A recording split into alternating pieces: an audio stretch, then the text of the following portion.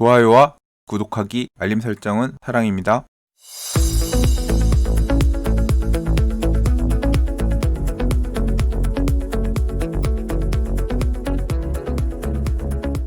안녕하세요. 반갑습니다. 부동산입니다. 2019년 12월 10일 화요일입니다. 오늘은 이렇다 할 부동산 뉴스가 없어서 기존에 제가 읽었던 글 중에서 이 내용은 정말 좋은 내용이라서 한번 좀 소개해봐야겠다 생각했던 글이 있었거든요. 제목은 부동산 초보가 갈아타기 하며 느낀 점이라는 글인데요. 부동산 스터디 카페 LAPEMS님께서 써주신 글입니다. 이 내용에 있는 내용들 한번 음미해보도록 할게요. 지금과 같은 상승장에서 하급지에서 상급지로 갈아타는 데 있어서 느끼셨던 점들을 잘 설명해 주신 내용이거든요. 그래서 한 꼭지 한 꼭지 살펴보도록 하겠습니다. 자, LAPM님께서는 상급지와 하급지 간의 갭이 점점 더 벌어지는 시대적 양극화 흐름, 즉 똘똘한 한 채 현상이 심화되는 것을 얘기하시는 거죠.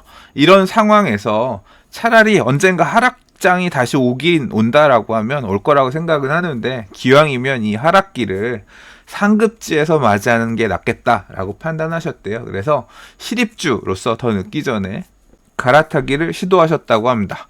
서대문구의 신축 아파트를 팔고 송파구의 준신축 아파트로 갈아타기를 진행하는 그런 과정에서 느낀 점인데요. 서대문구 신축이 하급지, 송파구의 준신축이 상급지. 이게 이런 표현이 적절치 않을 수 있긴 한데 편의상 이렇게 표기하는 점을 좀 감안해 달라고 얘기하셨습니다. 그럼 본격적으로 읽어보도록 할게요. 첫 번째입니다. 대단지 아파트의 경우에는 동별 위치에 따라 가격 차이가 생각보다 크다. 따라서 본인 매물에 대한 정확한 시세 파악이 선행되어야 한다. 우리가 아파트 실거래가라든가 매물 가격 나와 있는 거 보면 사실 이런 상승장에서는 행복회로 돌리는 경우가 많아요. 내 가격이 얼마 정도는 받을 수 있지 않을까? 그런데 매수자 입장에 생각할 때는 조금 다르죠. 기왕이면 조금 더 나은 선택을 하려고 어떤 동이 로얄동이냐, 어디에 어느 금액이 적정하냐, 적정하지 않느냐 이것 등등을 고려해서 선택을 하는데, 그렇기 때문에 내 물건에 대한 정확한 시세 파악이 선행돼야 된다. 내 거를 너무 높게 생각하고 있으면 사실 매도하는 타이밍이라든가 적정한 가격 산정을 잘 못할 수가 있다는 얘기입니다.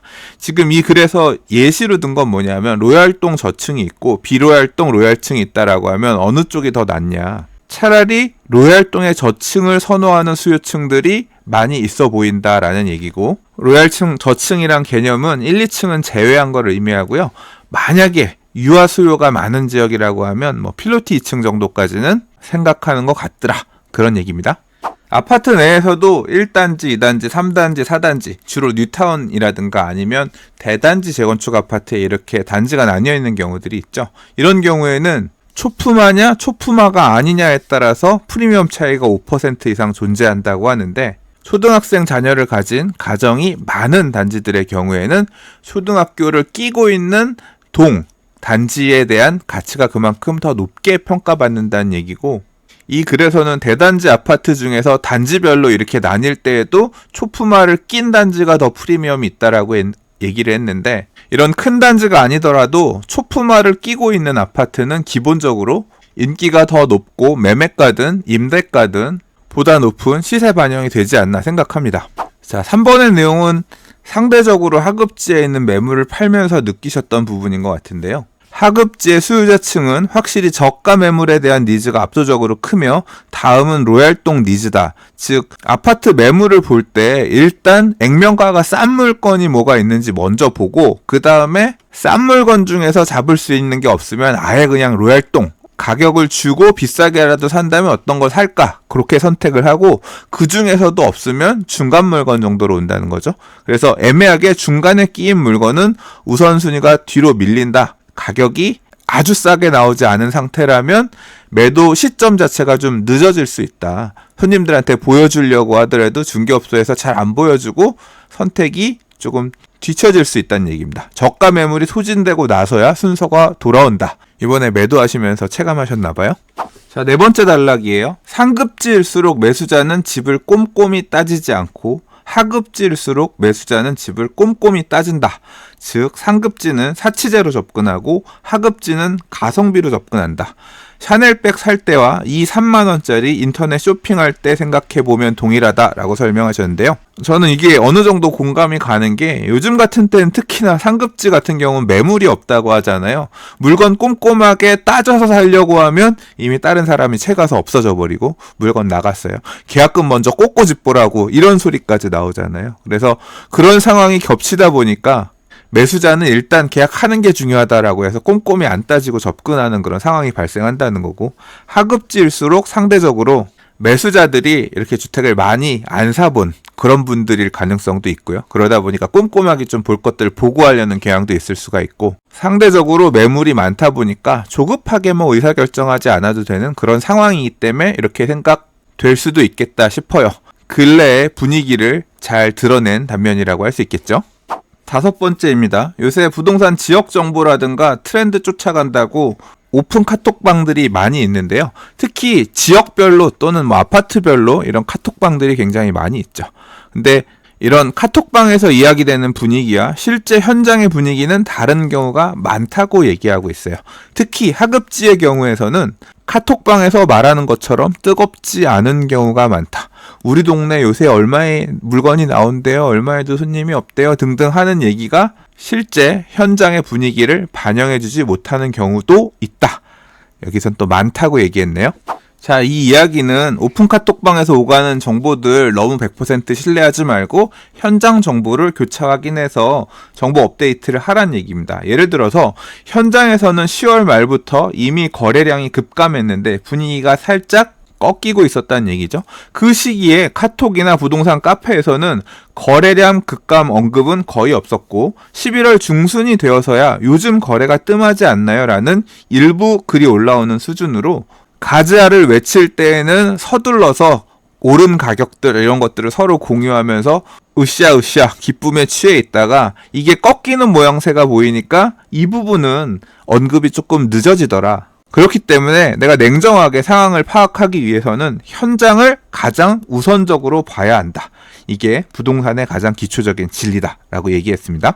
7번째, 카톡방은 주로 주택 소유자들이 많아서 상승세의 시각을 유지하는 사람이 많고 집값 상승에 대해서 다들 즐거워하는 분위기다. 따라서 구매를 고려 중인 무주택자 입장에서는 조바심이 일기 쉬움으로 평정심 유지가 필수다. 어느 무리에 속해 있느냐에 따라서 보는, 들리는, 생각할 수 있는 부분도 달라질 수 있다는 얘기인 거죠.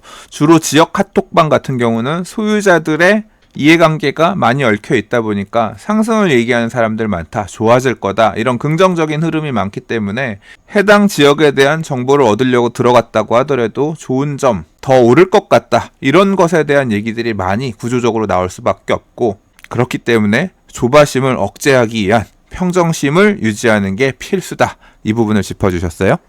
8번째, 매물이 씨가 말랐다는 기사가 나와도 내가 사는 대단지 아파트에서는 실제로 현장에서는 매물이 생각보다 많을 수도 있다. 언론에서는 매물이 없다 얘기를 하더라도 대단지 아파트, 우리 아파트에서는 실제로는 매물이 많이 나와 있을 수도 있다는 얘기예요. 내가 가진 매물이 진짜 로얄동 제일 좋은 로얄 매물이 아니거나 또는 아예 그냥 금매 저가 매물이 아니라고 하면 매도에 생각보다 시간이 더 걸릴 수도 있다는 걸 감안을 해야 되고, 부동산 카페나 카톡방 등의 글만 보고 내놓자마자 바로 나가겠거니 근래 뭐 내놨더니 금방 나갔어요 이런 글들 보이잖아요. 뭐 나도 그렇게 되지 않을까 생각하고서 여유롭게 물건 내놨다가 정작 거래가 안 되고 시기를 놓치게 되면 초조해져서 내가 희망하는 가격대로 받지 못하고 가격을 내려야 되는 그런 상황이 생길 수 있다. 저는 이런 경험 있습니다. 9번째입니다. 상승기에는 상급지 선매수 후 하급지 후매도 전략으로 실행해야 된다. 즉 상승기에는 상급지 아파트가 가격이 먼저 오르고 하급지 아파트가 가격이 나중에 쫓아오잖아요. 그렇기 때문에 갈아타기를 하기 위해선 먼저 올라갈 상급지 아파트를 내가 먼저 계약을 하고 뒤늦게 내 아파트를 판다. 이런 전략으로 움직여야 되고, 당연히 내 집을 팔아서 앞에 산 집에 잔금을 치러야 되니까 내가 팔아야 되는 하급지 아파트에 매도할 수 있는 시간, 여유는 굉장히 길면 길수록 좋겠죠. 단 하급지 매물도 단기간에 팔릴 수 있을 만큼 괜찮은 매물이어야 함이라고 붙어 있는데, 이 하급지 아파트가 안 팔릴 물건이면 갈아타기가 불가능하니까 어느 정도 시장에 내놓으면 팔릴 만한 수준의 매물이어야지 이런 효과적인 갈아타기를 할 수 있다. 고려해 볼 수 있다. 시도해 볼 수 있다. 그런 의미로 이해하면 될 것 같습니다.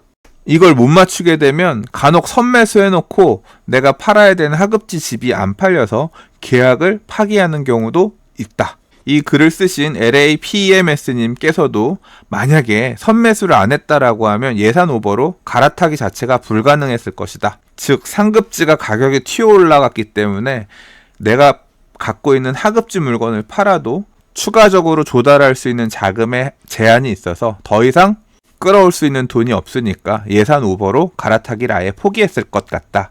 그 이야기신 것 같고요. 가지고 있는 물건이 정말 못난이 물건이라고 하면 매수 매도 동시 진행해라.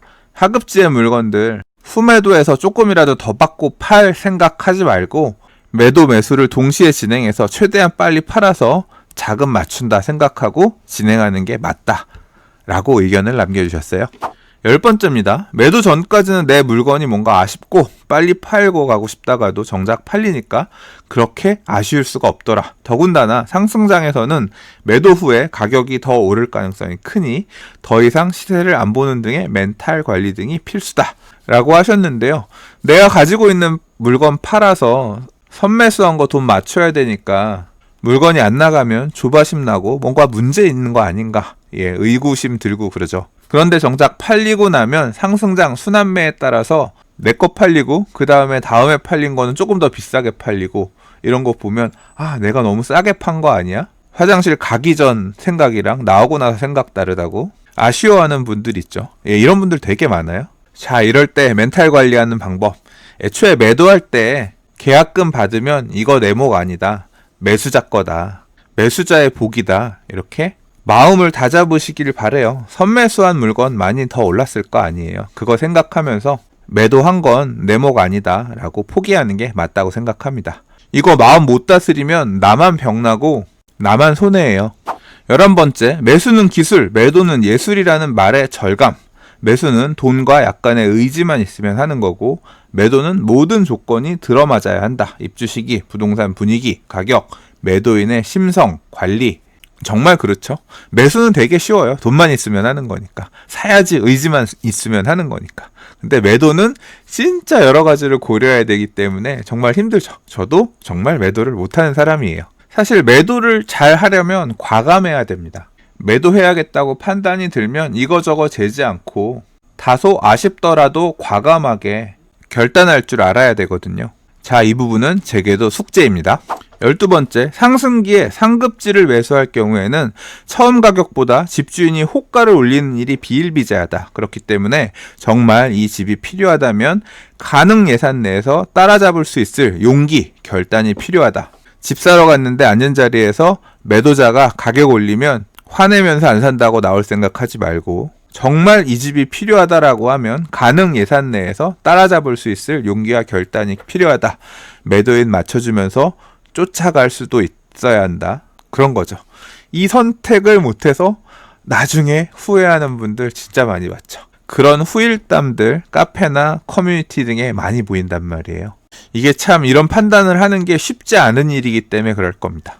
그러나 이런 상황을 예상 못했다라고 하면 이런 용기 결단 내리기 힘들겠지만 미리 이런 상황이 생길 수도 있다. 앉은 자리에서 임대인이 매도 가격을 올릴 수도 있다라고 생각하면 나는 어느 정도까지 쫓아갈 생각이 있을까? 마음의 준비를 하고 간다면 훨씬 더 효율적으로 대처할 수 있지 않을까 생각합니다.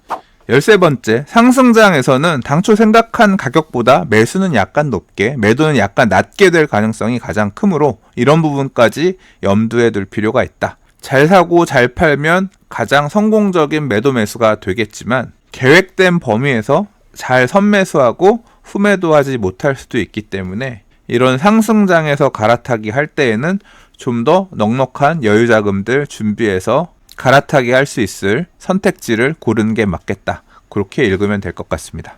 14번째, 보통 상급지가 먼저 움직이고 시간차를 두고 하급지가 움직인다. 갭 메우기. 앞서 얘기했던 내용이죠. 만약 상급지가 이미 움직였고 하급지가 움직이지 않았다면 하급지 시세가 올라와 갭이 좁혀지길 기다리는 전략도 구사해야 한다. 상급지 가격이 움직인 게 확인됐다라고 하면 내가 가지고 있는 물건의 가격도 올라가면서 매도 호가를 높일 수도 있을 거다. 이런 부분도 고려해서 매도 전략을 짤 필요도 있다는 얘기고요. 그런데 이게 진짜 말이 쉽지 막상 이렇게 움직이고 나면 선뜻 벌어져 버린, 선행지는 가격이 먼저 가버렸고 내 건 안 올라갔는데 내 것도 곧 쫓아갈 거야, 하급진 내 것도 쫓아갈 거야 라는 판단에 따라서 이 공격적으로 확 베팅하기가 진짜 만만치 않긴 하거든요. 자, 아무튼 이제까지 상황들을 보면 이런 형태로 많이 움직여 왔다. 갭 메우기가 내가 가지고 있는 하급진 물건으로 이어져 올 테니 너무 비관적으로만 생각하지는 말아라. 내 것도 곧 올라갈 수 있다라는 것도 계산해 놓고 매도 계획을 수정할 필요도 있다. 뭐 이런 의미로 이해해 보겠습니다. 15번째입니다. 대규모 합동조사 등은 단기적으로 거래량에 영향을 주는 요소다. 가을 들어서 부동산 가격 불안해지고 나니까 여러 지역에 대대적인 합동 단속이 있었죠. 당시 상급지에 많은 부동산들이 문을 열지 않고 전화로만 영업을 진행했었고 매도 시에도 2주 정도 집 보러 오는 일이 뜸해졌다. 이 부분도 확실히 고려를 해야 되는 게요. 부동산 시장이 불안해지면 중개업소 단속을 강하게 하는 게 중개업소들이 영업을 못하니까 거래가 잘 원활하게 안 이루어지면서 시장에 일시적으로 찬물을 끼얹는 역할은 충분히 하긴 하거든요. 그렇기 때문에 과열된다라고 하면 곧이어서 국토부, 구청, 국세청, 종합 단속들이 뒤이어 쫓아올 수 있다. 이런 부분도 어느 정도 예상은 하고 움직일 필요가 있을 것 같습니다. 매물을 사고 싶어도 못 살 수 있다. 또는 팔고 싶어도 못 팔 수 있다. 그런 얘기예요.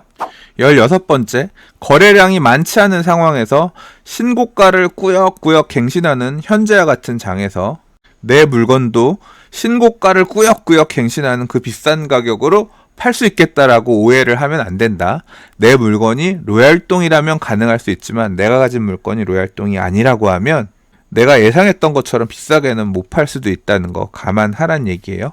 내가 실제로 팔 수 있는 가격과는 엄연히 다른 가격에 대한 이야기다. 뭐가? 신고가 갱신하고 있는 물건들이. 즉, 내가 가지고 있는 물건 너무 비싸게만 팔 수 있을 거라고 생각하고 자금 계획 느슨하게 세우지 말아라. 자금 계획 타이트한데 너무 높은 거 바라보지 말아라. 이 경고를 자꾸 하시는 것 같아요. 아마도 갈아타기 하시는 과정에서 뼈저리게 느꼈기 때문에 자꾸 얘기하시는 거겠죠? 17번째, 매수든 매도든 특히 매도는 부동산을 여러 곳을 컨택해서 진행해야 된다. 중개인은 매수, 매도를 할 때는 나의 에너지를 레버리지하는 대상이라는 개념으로 접근해야 된다. 이 부분도 저도 되게 공감하는 부분인데요. 중개업소 한 곳만 딱 생각하지 말고 여러 곳 컨택하란 이야기입니다. 아무래도 정보는 많이 취하면 취할수록 나한테 이득이 될 테니까요. 뒷부분에서 보다 자세하게 사례를 들어 설명하고 있는데요. 자, 부가 설명 사례 1입니다. 매도인이 물건을 A 부동산에 내놨는데 공동 전산망에 올라와 있으니 B 부동산도 중개는 가능하다. 하지만 B 부동산은 집주인과 직접 컨택조차 하지 못하거나 가격 협상을 전혀 발휘할 수 없는 경우가 많기 때문에 매수자 입장에서 B 부동산만 믿고 있다가는 제대로 된 거래가 안 될 수 있으니 실제 집주인과 컨택을 하고 있을 A 부동산과 거래를 해야 된다. 이거 무슨 얘기냐면요. 이 매도자 부동산, 매수자 부동산 이런 개념입니다. 예를 들어서 매도인이 A 부동산에다 매물을 내놨단 말이에요. 그러면 A 부동산은 자기가 자기 부동산에 연락을 해오는 손님한테 이 물건을 중개하려고 할 수도 있겠지만 한편으로는 이걸 중개망에 내놓고 다른 부동산하고도 공동 중개를 하려고 하거든요.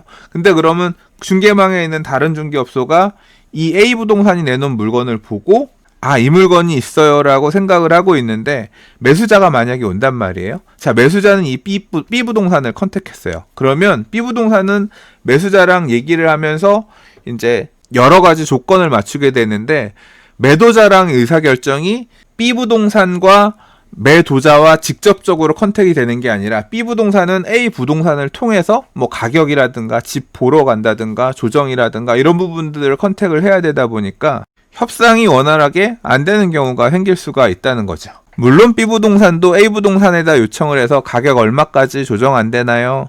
조율을 할 수 있지만 거쳐서 진행되기 때문에 이게 매끄럽지 않은 경우도 있고 만약 이 사례에서 A 부동산이 직접 매수 손님이 아니니까 반대로 B 부동산이 손님 있다고 얘기한다고 해서 가격 깎아달라고 해서 실컷 매도인 설득해가지고 가격 조정해놨더니 B 부동산 손님이 다른 물건 한다고 도망가 버리거나 B 부동산의 매수자가 변심할 수 있으니까 또 여기서도 서로 원활한 조율이 이루어지지 않거든요. 그렇기 때문에 가급적이면 실제 집주인 또는 실제 매수인하고 다이렉트로 의사 전달할 수 있는 이 채널 단계를 줄여가는 게 맞다. 매수자도 다양한 중개업소들을 찾아보고 매도자도 다양한 중개업소에 직접 매물을 내놓으면서 이 거래 단계를 줄이는 게 유리하더라. 그런 얘기입니다. 부가 설명 두 번째입니다. 매도 시에 간혹 자기한테만 물건을 달라고 하는 중개업소 부동산이 있는데 그런 부동산은 그냥 걸러라.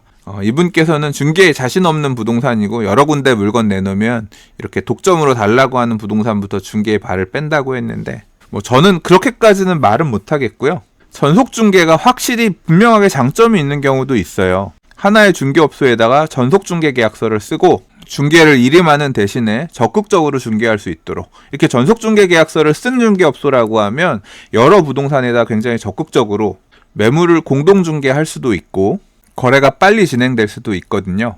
그러나 이 전속 중개를 의뢰하는 중개업소가 매도 의뢰자 입장에서는 신뢰할 수 있느냐 없느냐 이 문제는 확실히 검증하기가 어렵거든요.